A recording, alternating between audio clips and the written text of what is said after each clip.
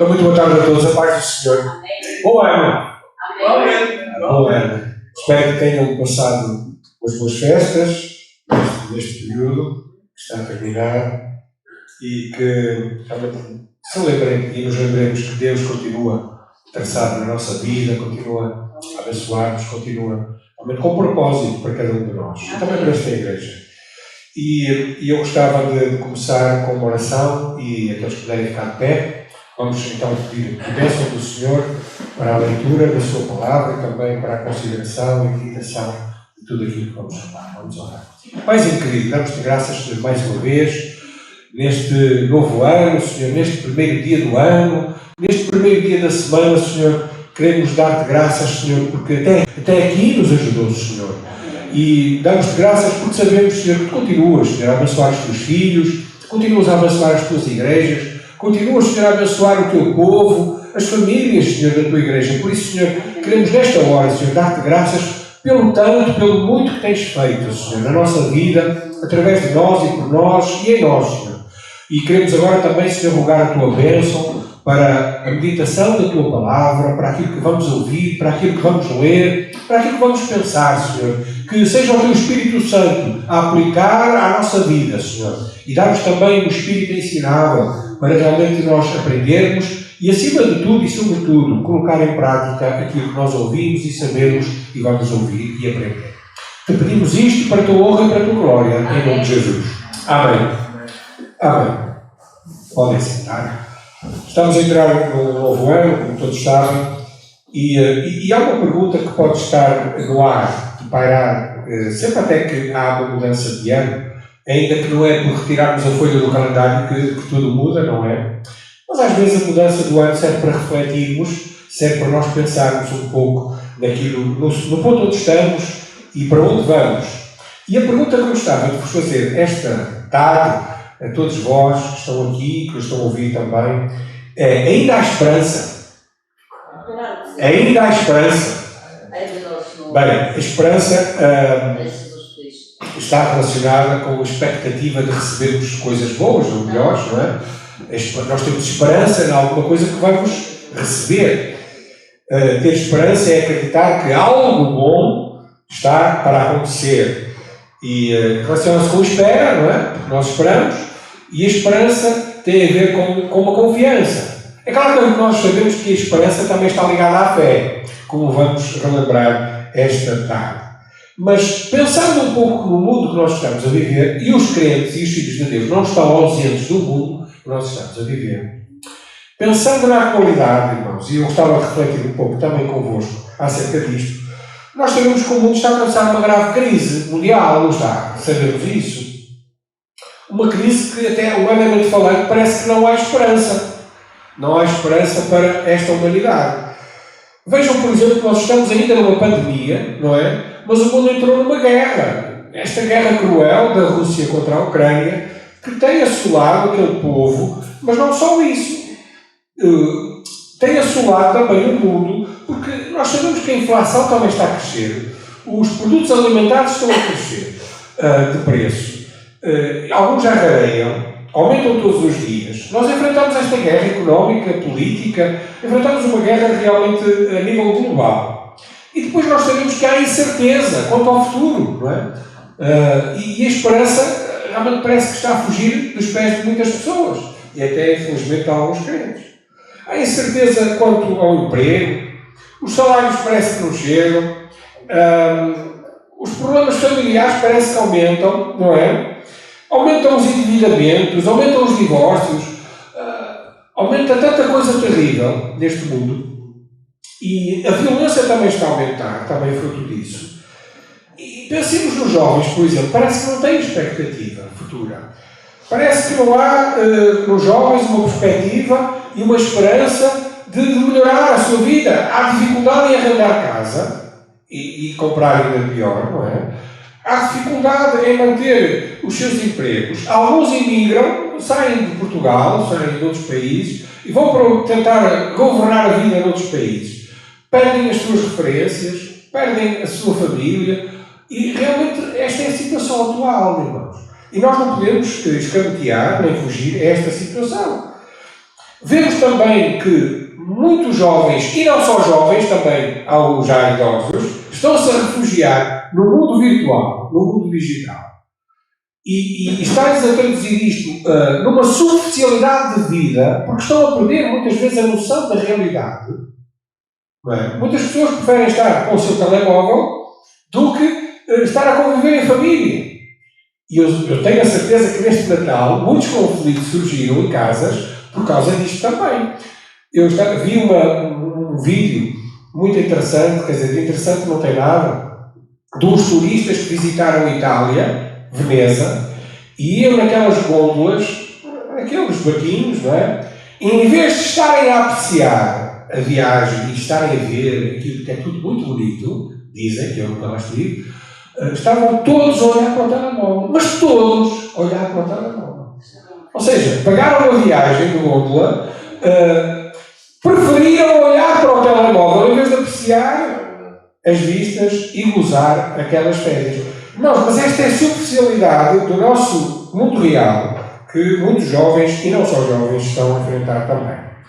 Notem que aumentam os crimes, isto não é novidade nenhuma, aumentam os assaltos, as violações, os hospitais estão cheios, não estão a dar conta das doenças, os médicos também estão a fugir dos hospitais, preferem ir para o setor privado do que trabalhar no público, e a saúde está a deteriorar-se. Mas essa é a realidade, irmãos. Também há uma impunidade na justiça. Isto tem tudo a ver com a esperança, não é? Se o ladrão não é julgado, se o mau não é castigado, parece que há uma grande impunidade. Como é que pode haver esperança na justiça? Parece que está-se a perder isso tudo. O quadro parece muito negativo, não parece, irmãos? Mas de facto ele é negativo, se nós olharmos para tudo isto. Há também uma profunda crise de valores, de princípios ético-morais. Já não há ética, já não há moralidade, não há nada, irmãos. A palavra agora não tem valor nenhum, não é? No passado, um homem vendia um terreno só porque dizia que vendia, estava vendido. E a palavra estava dada. Hoje não há nada disso. Hoje faz-se uma escritura, até pensa-se que está vendido e depois a pessoa já não vende. E quem diz isto? Tantas outras coisas relacionadas com os problemas ético-morais, irmãos. Perdeu-se a honra, perdeu-se a palavra. A pergunta é: ainda há esperança?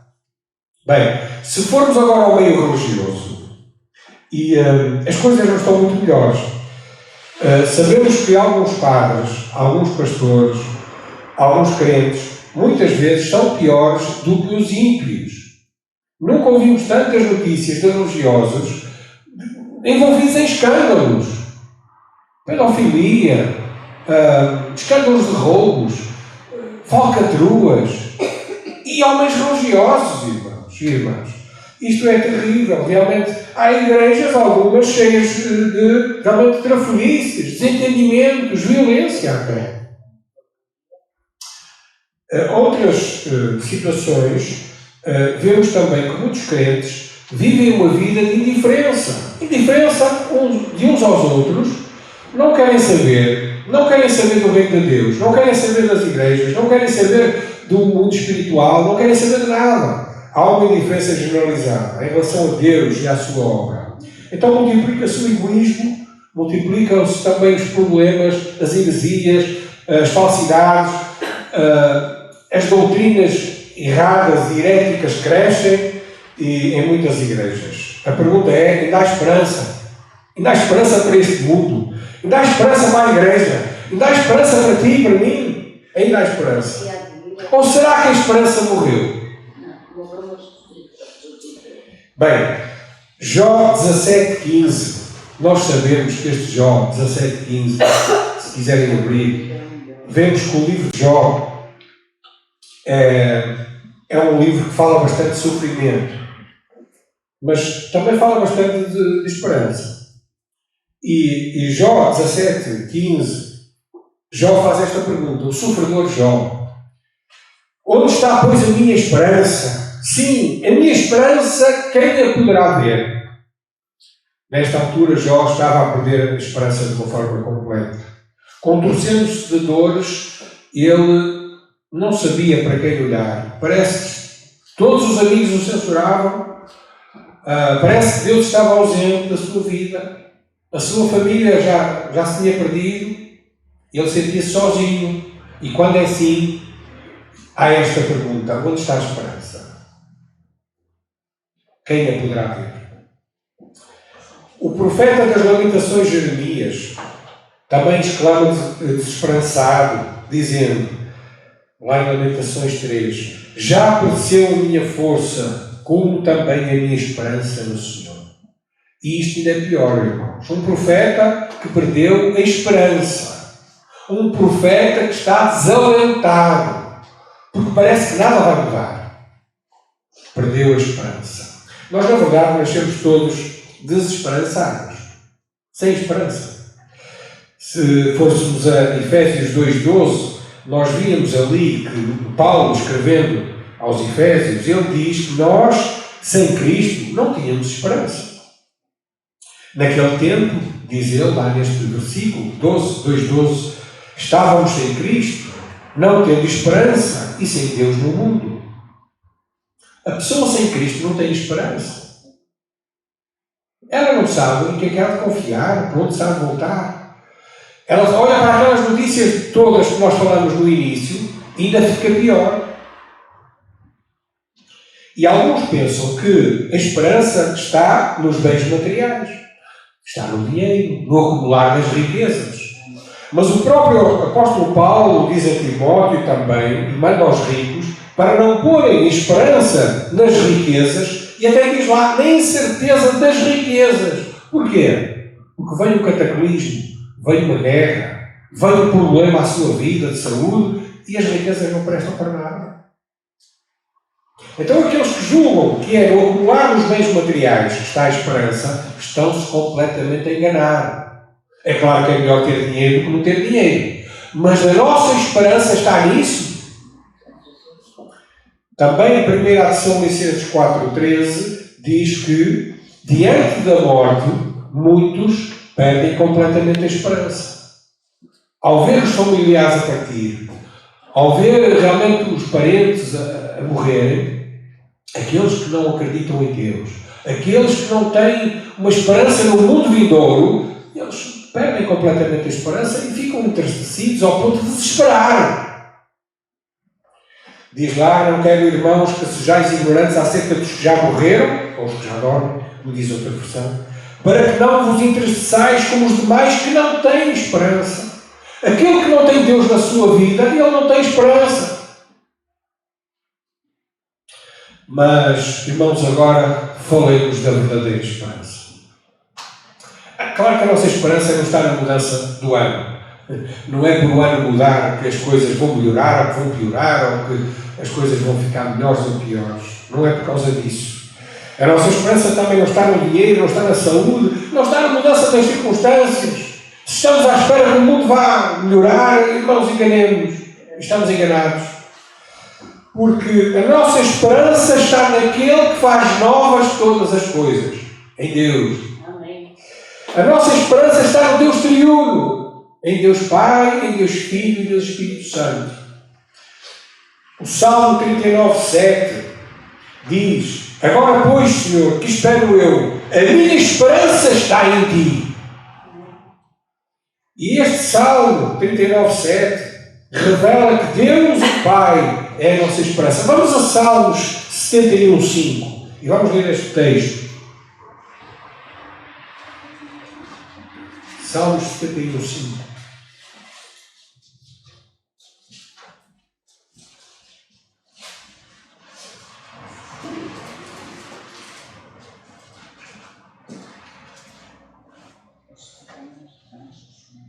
Pois tu, Senhor, tu Deus, és a minha esperança, Senhor Deus. Tu és a minha confiança desde a minha juventude, ou desde a minha mocidade, como diz outras pessoas. O salmista exclama que o Senhor Deus é a sua esperança. Porquê? Porque ele colocou a sua confiança no Senhor. Ele sabe quem é que lhe pode dar esperança. É Deus. Deus Pai.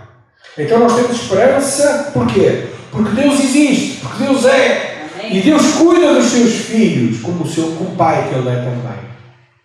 Porque é que tu podes ter esperança? Porque Deus existe, Deus ama-te e tem um plano para a tua vida. Mas não só isso, Jesus Cristo também é a nossa esperança. Paulo, o apóstolo de Jesus Cristo, segundo o mandato de Deus, nosso Salvador e do Senhor Jesus Cristo, esperança nova, nossa, esperança nossa, diz Paulo a Timóteo, logo no começo da sua carta. Nós nascemos de novo pela fé em Cristo para uma viva esperança. 1 de Pedro 1,3. Vamos abrir. Primeira carta de Pedro 1,3.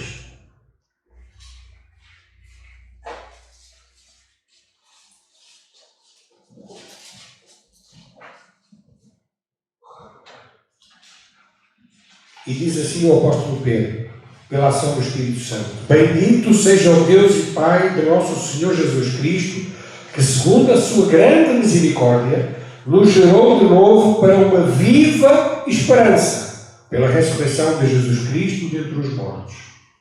Então vemos aqui que Cristo concede-nos uma nova vida, e é o que significa regeneração, é uma nova vida que Deus nos dá.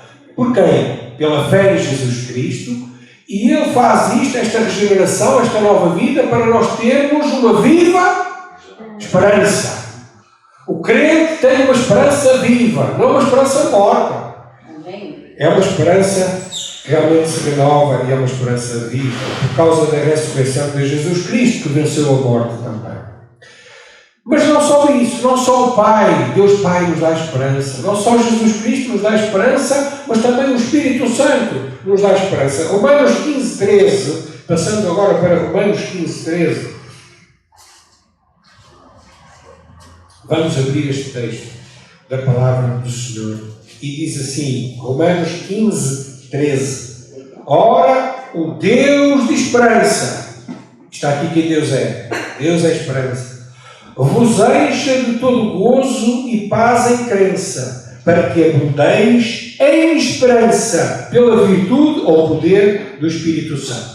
Então vemos aqui que o Deus da esperança nos enche de alegria, nos enche de fé e também reconhecendo aqui que o Espírito Santo está em nós. Amém? O Espírito Santo está em nós e por causa disso nós somos ricos em esperança no seu poder. Temos o poder do Espírito Santo na nossa vida e por causa desse poder a esperança se vai renovando em cada um de nós. Então o Deus triuno é a nossa esperança. E um dos meios, irmãos, muito prático, um dos meios que este Deus maravilhoso, triuno, que são três pessoas, mas é um só Deus, este Deus maravilhoso, e que quando Ele renova a nossa vida, é através da Sua Palavra. E então a Palavra de Deus é um dos meios que Deus usa para aumentar a nossa esperança. Então pelas Escrituras, a nossa esperança é renovada. Por isso precisamos de ler a Palavra de Deus. Romanos 15,4, neste mesmo capítulo que estamos, diz assim: porque tudo o que antes foi escrito, e aqui é o Antigo Testamento, não é? Para nosso ensino foi escrito, para que pela paciência e consolação das Escrituras tenhamos o quê? Esperança. Então pelas Escrituras sagradas, o crente tem esperança. O que é que Deus faz na nossa vida de uma forma muito prática? Quando nós vamos à Palavra de Deus, quando lemos a Palavra de Deus, meditamos nela, quando a ouvimos, quando a colocamos em prática, a esperança de Deus vai sendo renovada na nossa vida. Então as Escrituras fazem isso. É pela audição, pela leitura, pela meditação da Palavra que a nossa esperança no Senhor aumenta. Este é talvez o grande desafio que eu vos lanço para este ano novo. É nós crescermos na leitura, na meditação da Palavra de Deus. Nós fazemos isto não só na primeira semana, porque normalmente fazemos isso nas primeiras semanas, mas fazemos continuamente todos os dias do ano a leitura, e se possível até uma leitura continuada da Palavra de Deus. Porque é pela Palavra de Deus que a nossa esperança é renovada, que a nossa esperança cresce. Estás sem esperança? Estás sem vigor espiritual? Vai à Palavra de Deus. Lê a Palavra de Deus. Porque pela Palavra de Deus toda a esperança do Senhor é ministrada. Somos convocados a permanecermos firmes e alicerçados na esperança do Evangelho, conforme diz Colossenses 1:23. Permaneceis na fé, alicerçados e firmes, não vos deixando afastar da esperança do Evangelho, que ouvistes e que foi pregado a toda a criatura debaixo do céu, e do qual eu, Paulo, me tornei ministro. Então esta esperança do Evangelho, esta esperança das boas novas, que se renovam na nossa vida a cada dia, ela realmente infunde-nos fé, infunde-nos amor, paz, mas também a palavra de Deus dá-nos esperança para continuarmos a viver durante a nossa vida. E por outro lado, irmãos, ao contrário do que alguns descrentes pensam, ao contrário do que alguns céticos, alguns ateus julgam, infelizmente talvez alguns crentes, as dificuldades, as adversidades, os problemas que vêm à nossa vida, ao contrário do que muitos imaginam, não nos roubam a esperança. Muito pelo contrário, irmãos. A palavra de Deus diz-nos que as adversidades, as circunstâncias difíceis, as tribulações podem aumentar a nossa esperança no Senhor. Vamos ler Romanos capítulo 5. Eu gostava que todos lessem a palavra do Senhor neste momento e meditassem nela. Romanos capítulo 5. Versículo 3 diz assim: e não somente isto, mas também nos gloriamos nas tribulações, sabendo que a tribulação produz a paciência. E a paciência produz a experiência. E a experiência produz a esperança.